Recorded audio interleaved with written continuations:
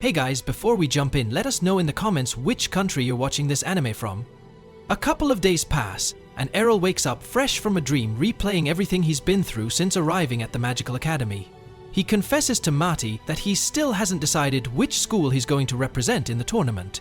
Mati warns him that he can't stall forever, he needs to make a decision, and fast. Back at the academy, the headmasters from the 6 schools are gathered, getting ready to reveal their champions. Since this tournament is the ultimate showdown for the best first-year students, the trash talk starts immediately. Each headmaster is bragging, convinced that their school is going to bag the first-place trophy. However, the mood shifts when they notice the headmaster of the dark magic school is a no-show.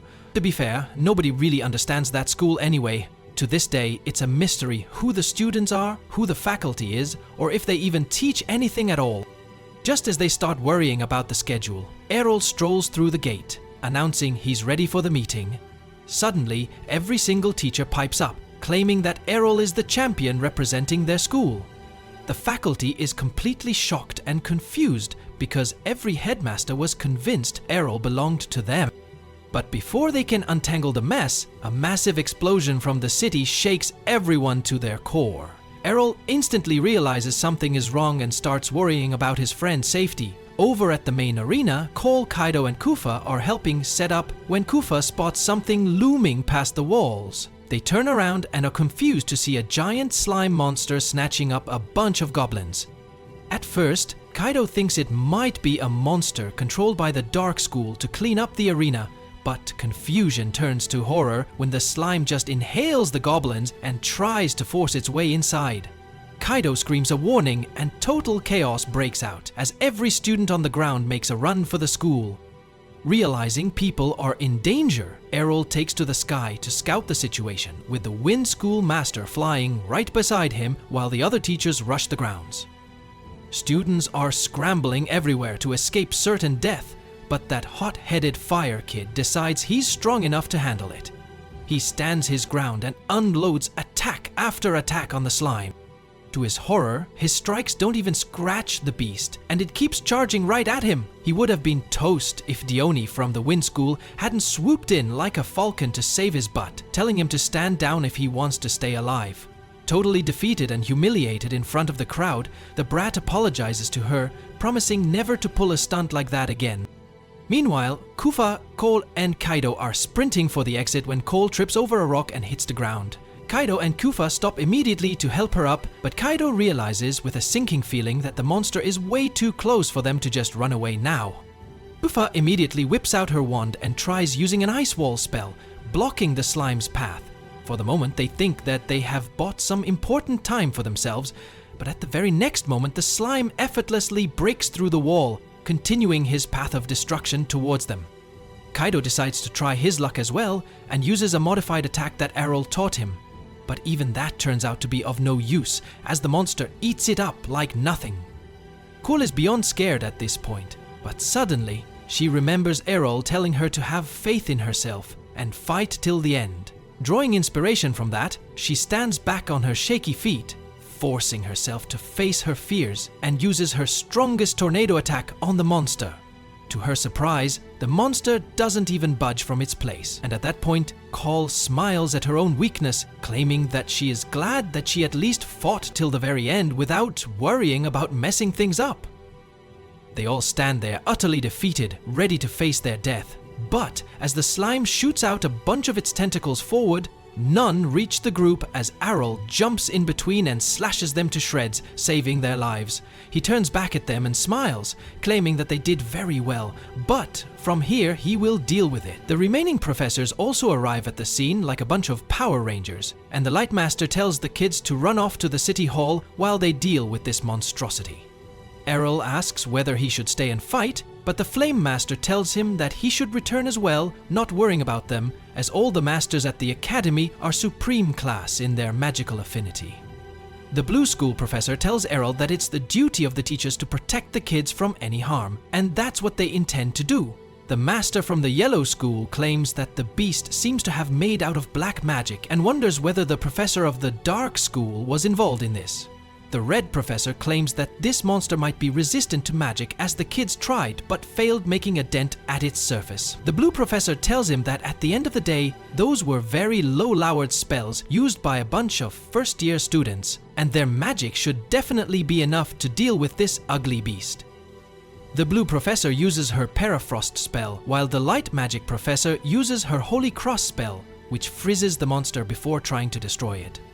But to their surprise, that was of no use, and the monster looks just as strong and energetic as before. The Red Master and the Wind Master decide to try their luck at it, as they use their spells synergistically, producing a huge flaming tornado which the blue teacher thinks should be enough to destroy most of the monsters from the face of Earth. To their surprise, the monster seems to be completely unaffected. In fact, the Wind Master notes that the monster seems to be getting even bigger and stronger the more they are using their spells on it.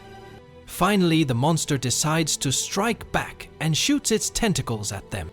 But the Yellow Master immediately uses an Earth Wall spell to create a shield between them, capturing the monster inside a huge prison. They all get a moment of relief as they thought that the magic was enough to contain the beast, but to their horror, the wall starts breaking. The Yellow Master tells his peers that they must figure out a way to stop it soon, since he won't be able to hold on for much longer. The Flame Master suggests combining all their magics at once and attack the monster, hoping that it would overwhelm and completely destroy the beast. But the Light Master claims that it is a singularly bad idea, since the monster seems to be absorbing and growing from the magic damage, and they don't know how strong it could get if they all poured their energy into it. The Blue Master starts freaking out, wondering how the hell are they supposed to fight something like this? The Slimes manages to slowly break out of its prison while Errol observes it from above with Maddie. Realizing that he seems to have learned every single magic spell there is to learn at this academy, Maddie asks what exactly does he mean by that, and Errol claims that he has learned all the magic spells from the book and just wanted to see what the masters were capable of, and whether they had any magical abilities which he hasn't learned before. Now that he has seen it all, he thinks that he has learned everything there was to learn at the Magic Academy. Maddie looks at the slime, claiming that it's not any simple monster, but a demon from the demon realm, and that's why it seems to be so troublesome for the teachers here. Maddie tells Arel that the monster has the ability to absorb any and everything that they throw at it, and grow bigger and stronger through that. Errol asks, what if they use a magic so strong that it overwhelms the demon, or use physical attacks so destructive that the monster can't even comprehend it in the first place? Maddie claims that he doesn't think that anyone has the magic or the physical abilities to do that much damage here, but Arel claims that he is going to try it regardless. He immediately summons a sword and rushes at the monster, delivering a massive strike at it, cutting off a huge chunk from it. Maddie is surprised that he was able to cut the slime, but Errol is not happy, as within moments the slime manages to regrow the damaged part. Suddenly, all the teachers arrive floating on a flying carpet, asking Errol whether he is a magic swordsman class, but Errol replies that he is classless. They tell him not to joke right now, but he tells them to back off, as the slime attacks people with loads of mana, as that is how it grows stronger. The teachers quickly realize that the slime is causing all this destruction in the city because it is heading towards the city hall where all their students are present at once. The red teacher refuses to leave a student behind to fight alone, but Errol tells them to make sure the other students are safe first, as he can take care of himself and slow the beast down. The teachers begrudgingly agree that they are of no use here and decide to head towards the city hall. Errol quickly creates a stone wall to capture the monster before summoning a bunch of golems and using the infinite break attack.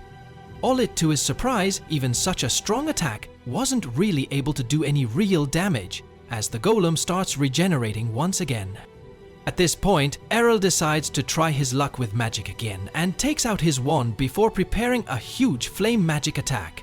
Matty claims that it won't be enough, but Errol isn't planning to use just the flame spell. To everyone's surprise, he starts channeling through all the different magic circles one by one before combining them into one huge LGBTQ circle. He remembers his dad telling him to avoid using this magic as if done wrong. It could be catastrophic.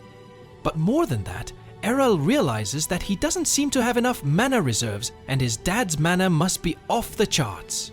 Just when he thought that his plan was going to fail, suddenly a bunch of mana starts flooding in his body, as through the power of friendship, and the professors manage to channel the mana of their students into Errol, who uses the incredibly powerful attack to completely decimate every single thing beneath him, removing the slime from existence in one fell swoop. With that, the students cheer as Errol descends down back to the ground, while the teachers huddle around him asking how the hell did he manage to use all the spells at once, as that magic is legendary class and only mage lords can do that.